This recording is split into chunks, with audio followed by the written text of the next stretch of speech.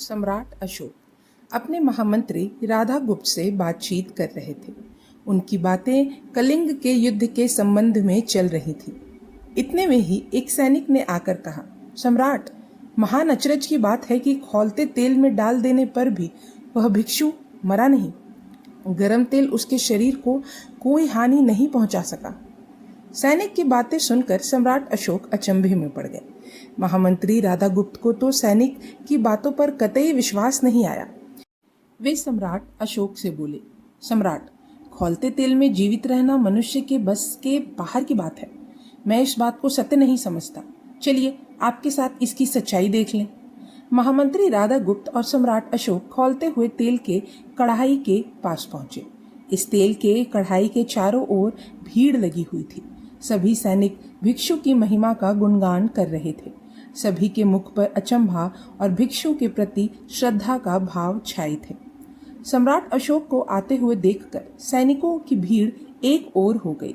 सम्राट खौलते तेल के कढ़ाई के समीप जा पहुंचे। वहां उन्होंने देखा कि ईंटों के चूल्हे पर विशाल तेल का कढ़ाई रखा है। तेल आग की तेज लपलटे पाकर खूब खौल रहा है।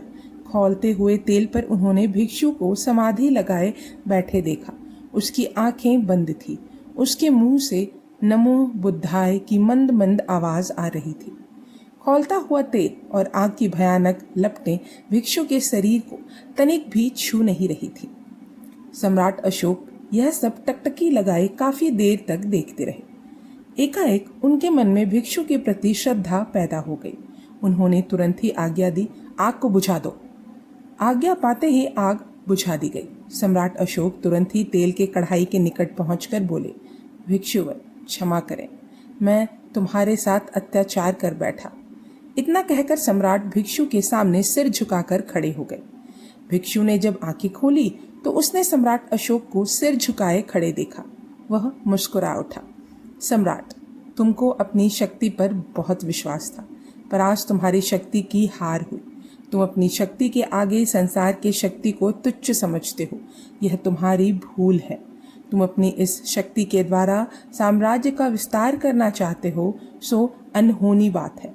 याद रखो सम्राट, कभी भी तुम तलवार के बल से मनुष्य के हृदय को नहीं जीत सकते, उसके विचारों पर नहीं छा सकते।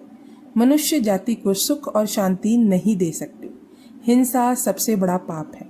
हिंसा से हिंसा ही पैदा होती है। इससे मानव का नाश होता है, कल्याण नहीं। सम्राट, यदि तुम अपने साम्राज्य को बढ़ाना चाहते हो तो हिंसा का सहारा ना लो। मनुष्यों को मत सताओ। किसी को न सताना ही अहिंसा है। प्रेम और दया से मनुष्यों को हृदय को जीतो।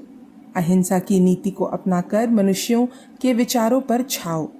तभी सम्राट तुम मानव कल्याण कर सकोगे। तभी धरती पर सच्ची शांति आ सकेगी। हिंसा और सशस्त्रों के बल पर शांति तो केवल ढोंग है, धोखा है सम्राट। सम्राट अशोक को भिक्षु की सभी बातें अटपटी लगी।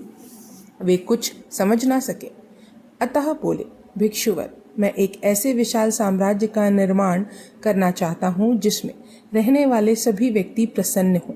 सभी व्यक्ति एक दूसरे के विचार समझ सकें, अर्थात सभी एक भाषा को जानने वाले हों।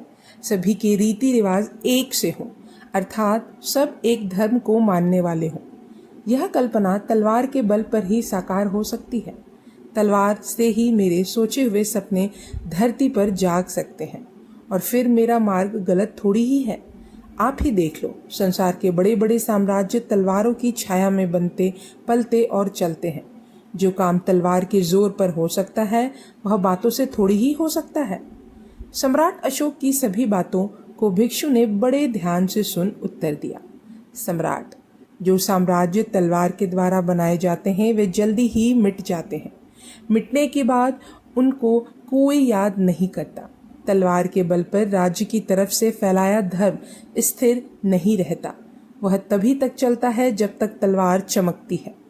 तुम यदि अपने सपनों को साकार करना चाहते हो तो तलवार को नहीं, प्रेम को अपनाओ। हिंसा को नहीं, अहिंसा को अपनाओ। सभी धर्मों का आदर करो। सभी धर्म अच्छे हैं। तभी तुम धरती पर स्वर्ग ला सकोगे। तभी तुम्हारा साम्राज्य युगों युगों तक इस धरती पर जीवित रहेगा। सम्राट अशोक ने मुस्कुराते हुए कहा, भिक्षुवर, मैं तुम्हारे विचारों को अब समझा। इनमें सार है। इनसे राक्षस को इंसान बनाया जा सकता है, धरती पर स्वर्ग लाया जा सकता है। मैं आज अपनी नीति में परिवर्तन करने की घोषणा करता हूँ। मनुष्यों के कल्याण के लिए मैं तलवार नहीं उठाऊंगा। तभी सम्राट, तुम्हारा नाम युगों युगों तक अमर होगा। संसार हमेशा तुम्हारी कीर्ति का गान करेगा। भगवान बुद्ध तुम्हारा कल्याण करे। भिक्षु ने सम्राट अशोक को आशीर्वाद दिया। सम्राट के हृदय में भिक्षु के प्रति दिनों दिन आदर बढ़ने लगा। सम्राट स्वयं भिक्षु की ओर खींचे चले गए।